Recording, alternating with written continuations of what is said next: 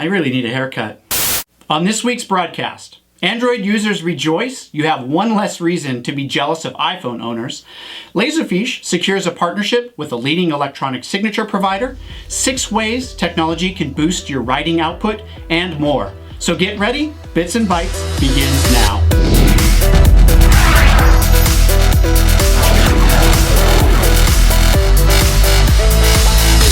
This week's edition of Bits and Bytes is brought to you by the 2013 T3 Enterprise Conference, exclusively designed for the technology needs of broker-dealers and financial enterprises.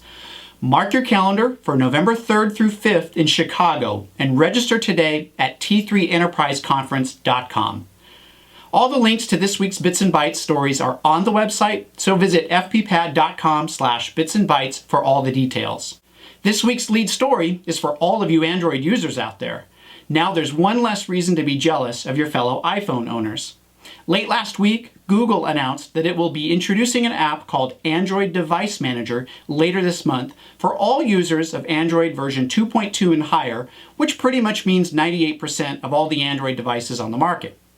Now, iPhone and iPad users have been able to lock, track, and even remotely wipe the contents of their devices since 2010 using Apple's Find My iPhone app, and Windows and BlackBerry users have also had remote device management apps of their own.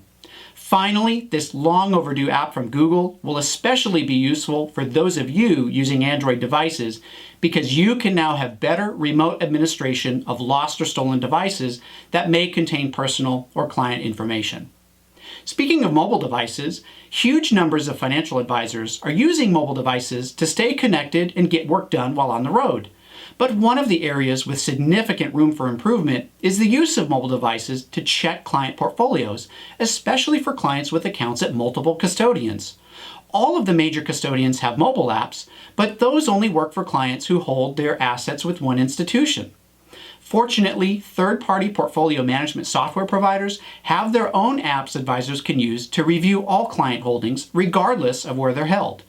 2.5 years ago, Orion Advisor Services was one of the first to debut a mobile app for advisors, and just last month, they updated their app with a cleaner, sleeker version advisors should find more user-friendly. And another provider to watch is AssetBook, which launched its own app for advisors also about a month ago. Details of what you'll find in each mobile app are in this month's column for Morningstar Advisor, so head over to fppad.com/bitsandbytes for the link. Now for some news in the document management arena. It's pretty easy to scan paper documents or save PDF files to a document management system, but applying client signatures to those documents has always been a challenge. Often the easiest thing to do is just print out a document, have a client sign it, and then scan it back into the system. Sure, it gets the job done, but it's not really efficient, and that means it costs you money. Fortunately, Laserfiche, the enterprise content management provider, announced this week that their solution now integrates with DocuSign, one of the leading electronic signature providers. And remember, custodians like TD Ameritrade Institutional, Fidelity Institutional Wealth Services, and Pershing, as well as broker-dealers like Cambridge and LPL, accept documents signed using DocuSign with a few exceptions. So this development is welcome news for all advisors seeking a true end-to-end paperless solution for processing client forms with signatures. And wrapping up this week's update is an article from Susan Weiner on 6 technology tools you can use to boost your writing output. Susan is the author of a brand new book titled Financial Blogging: How to Write Powerful Posts That Attract Clients.